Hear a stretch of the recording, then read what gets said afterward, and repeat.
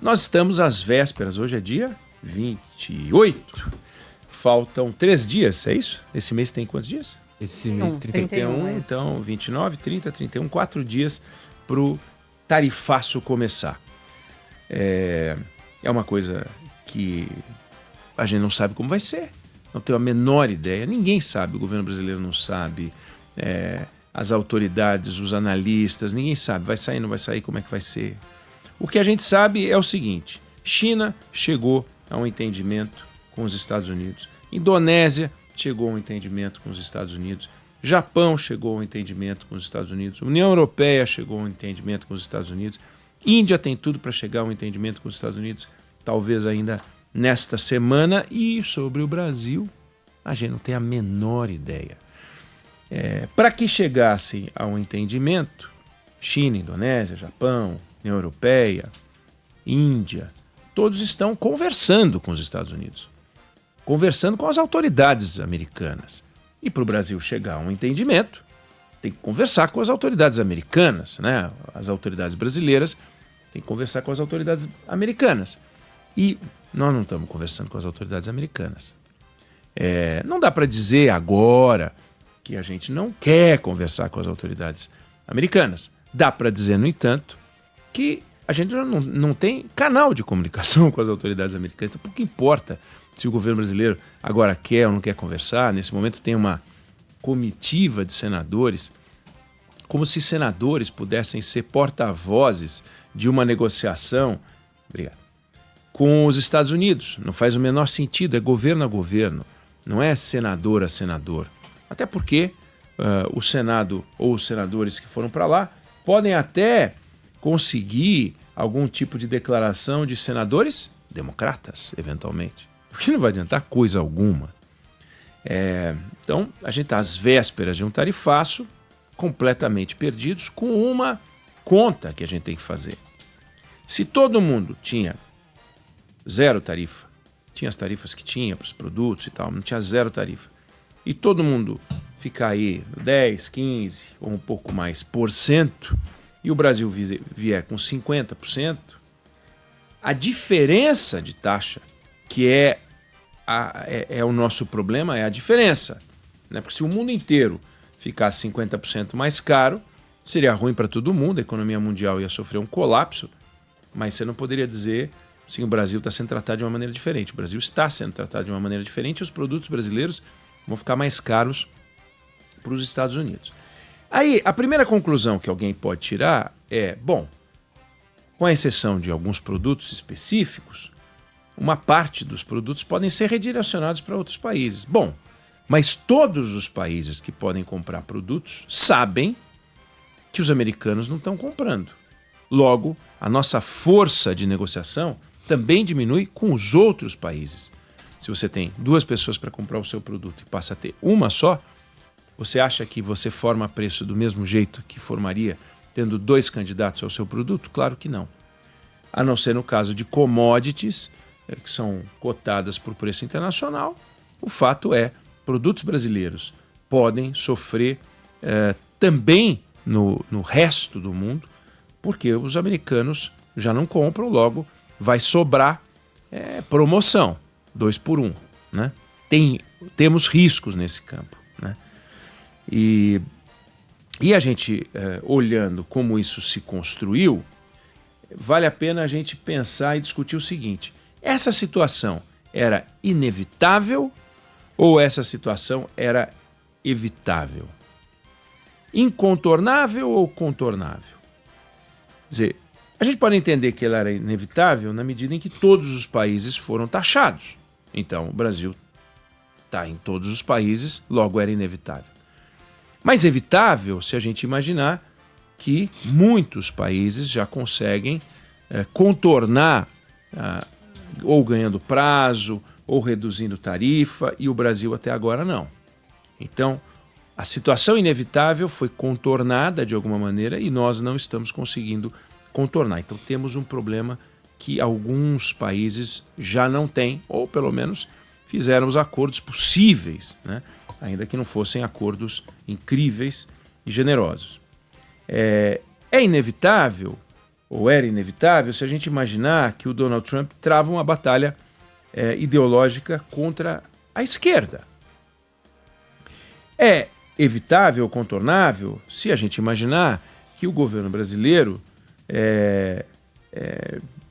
ou poderia, né, não tentar uma aproximação com países como o Irã, né, Venezuela, travar uma batalha contra o dólar. Então, se a gente sabe que existe uma guerra ideológica, por que intensificar essa guerra ideológica? Que coloca as duas maiores democracias do continente uma contra a outra, que coloca a 10ª e a primeira economia uma contra a outra.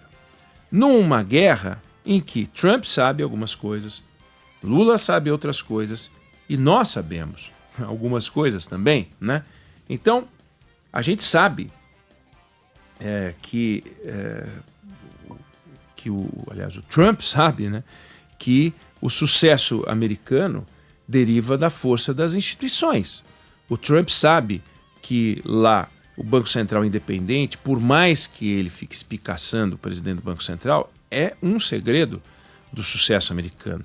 Ele sabe que a Suprema Corte independente é um segredo do sucesso americano. Ele sabe que o fato de o governo não poder fazer tudo, ainda que a gente veja o poder extraordinário que tem o presidente americano, que até a chegada de Trump nesse segundo mandato a gente não tinha percebido com muita clareza a força do executivo americano na comparação com o nosso executivo, é impressionante, né? O presidente brasileiro não pode nada comparado ao que o Trump pode. O Trump outro dia assinou um daqueles decretos dele lá, voltando os canudinhos de plástico. Eu quero os canudinhos de plástico. Ele vai lá, assina e acabou. Aqui, o Lula, para fazer o canudinho de plástico, aí tem que fazer um projeto de lei. Se quiser muito, tem que ser uma medida provisória. Aí o Congresso tem que votar. Aí vota, derruba, veta. Aí ele tem que derrubar o veto. Aliás, aí ele veta, aí a Câmara... aquela confusão brasileira que é uma coisa de louco. Mas é o nosso processo de solução das confusões todas que a gente tem pela frente e lá, canetada, né? E o Trump sabe que não pode querer que o Brasil seja liberal na economia e no campo das instituições seja um regime totalitário, em que o presidente da República possa definir as soluções jurídicas e judiciárias do jeito que o Maduro resolve, né? Ou do jeito que o Stalin resolvia. O Stalin tem uma biografia muito boa a respeito do Stalin que mostra manuscritos dele em sentenças que foram tomadas na justiça antes delas serem anunciadas pelo juiz, julgando inimigos do Estado, inimigos do Stalin. E aí ele ia lá e decidia. E daí, depois disso, vinha o devido processo legal. O devido processo legal já com a sentença dentro do envelope. Não é assim que funciona no Brasil. Não é por outro motivo que somos a segunda maior democracia, sendo os Estados Unidos a primeira. E não funciona assim. Isso o Trump sabe, né? O Trump sabe que democracia não é o forte dele. Ele não tem um apreço pela democracia, né? Se ele tivesse um apreço pela democracia mesmo, ele ia ser mais duro com a China, né? Com o Vietnã, com a Arábia Saudita, com o Egito, com a Turquia, com a Tailândia, com o Catar. Também não iria permitir que a indústria petrolífera voltasse a produzir na Venezuela. Ele iria ser radical. Não é esse o ponto dele, né? Ele tarifou o planeta todo e passou a negociar caso a caso com os líderes e tal. Agora, o Brasil é um capítulo à parte para ele, né? Isso é o que o Trump sabe. Ele não tem apreço pela democracia, não é uma grande preocupação dele. Ele sabe que o Brasil não pode fazer o que ele escreve naquela cartinha. Agora, o Lula também sabe algumas coisas. Ele sabe que o comércio entre dois países não se dá pela generosidade de um ex-presidente ou de um deputado alucinado, né? O comércio Brasil-Estados Unidos depende do Bolsonaro? Quer dizer, se o Bolsonaro estiver tristinho a gente não vende para os Estados Unidos? Se o Bolsonaro estiver feliz, a gente vende mais? Claro que não. O Lula sabe disso, né? Lula sabe também que as escolhas que ele fez poderiam gerar consequências. Ele não podia esperar o tarifaço, mas podiam gerar consequências. Então, ele trombou com o Milei e ele trombou com a maior economia do mundo. Não que ele não devesse trombar para evitar o tarifaço. É porque não é racional, não é lógico. Se você está na maior economia da sua região e você é a segunda maior economia do continente, você resolver trombar, fazer campanha, elogiar a Kamala Harris, desdenhar o Trump. Hoje o Lula é o maior líder do mundo em críticas ao Donald Trump. Ele é o cara que mais critica o Donald Trump, fazendo analogias com jogo de truco, brincando, provocando. O Celso Amorim deu uma entrevista ao Financial Times ontem, dizendo que a União Soviética não faria o que o Trump está fazendo. É isso aí, fica ali, fica nesse negocinho e tal. E o presidente brasileiro também sabe que defender a democracia não é falar grosso. Se o melhor governante, aquele que mais defende a democracia, fosse falar grosso, a gente deveria colocar na presidência o Nelson Gonçalves, né? Deveria ter colocado o Nelson Gonçalves, deveria ter colocado o Cid Moreira, deveria ter colocado o Zé Paulo de Andrade, nosso guru aqui do Grupo Band, né? Todos vozeirões, e que seguramente poderiam, pelo critério de falar grosso, defender a soberania nacional com muito mais sucesso, né? Defender a soberania, o país soberano, não é aquele que tem o presidente que grita mais, é aquele que consegue alcançar mais para o seu povo. Esse é o critério de eficiência, né? de defesa da soberania. O Lula também sabe e sentia na pele, ele estava travado politicamente. No Congresso, ele dependia do Congresso para tudo, estava com uma agenda ruim, INSS, a roubalheira que foi descoberta pela Polícia Federal, que começou no governo anterior, mas explodiu no governo dele, por mais que a narrativa do governo seja de que era que ele investigou, presidente, investigou, mas não, foi a Polícia Federal. E o ministro que ele colocou deixou correr durante 2 anos e meio uma roubalheira inacreditável, um modelo de roubo sem precedente. Ele estava apanhando até no Pix, né, um deputado de primeiro mandato, um garoto, que fez um vídeo do Pix e deixou o governo jogado no chão, né?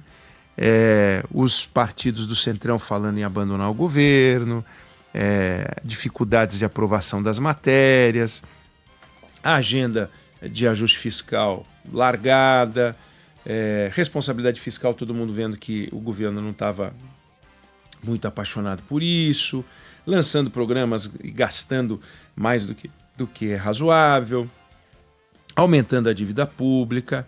Aí, de repente, engatou um discurso fraquinho de nós contra eles, de pobre contra rico, mas que quando vem Brasil contra os Estados Unidos, aí vem a soberania.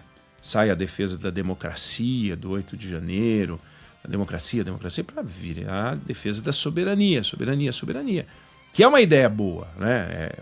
Eleitoralmente, não é uma coisa desprezível. E aí, ao ver que isso não é desprezível eleitoralmente, antecipa o calendário, mais do que já estava antecipado. No Brasil, aliás, a gente antecipa o calendário, e a agenda de discussões comerciais talvez esteja subordinada a uma agenda eleitoral. E fica o presidente vociferando, o presidente brasileiro, ele foi para o Vale do Jequitinhonha, ver se faz sentido falar mal do presidente americano no Vale do Jequitinhonha. E ele fez isso.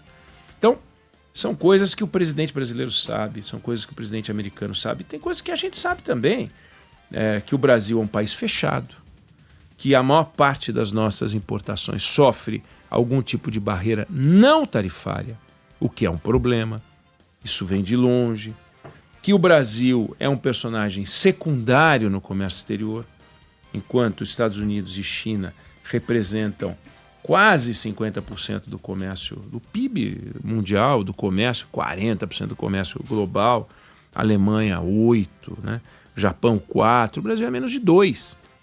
Menos de 2% do comércio global. E a gente sabe também que o Brasil é secundário para os Estados Unidos. 1% de tudo que eles compram do Brasil, que para nós é 12%, mas para eles é 1%. Então, a pancada que eles estão dando é a pancada em cima de 1%. Vão fazer concessões aqui ou ali, podem excepcionalizar a Embraer, podem fazer alguma coisa para as empresas americanas que exportam para os Estados Unidos, mas a crise está instalada.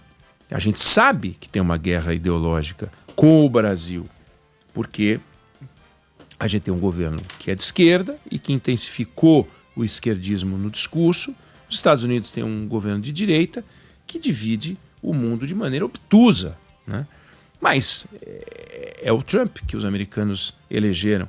E a diplomacia brasileira tinha a obrigação de entender melhor a cabeça do presidente americano, a cabeça desse novo governo, para poder saber como defender a soberania, as empresas brasileiras, o comércio exterior, e não jogar no discurso do Brasil contra os Estados Unidos.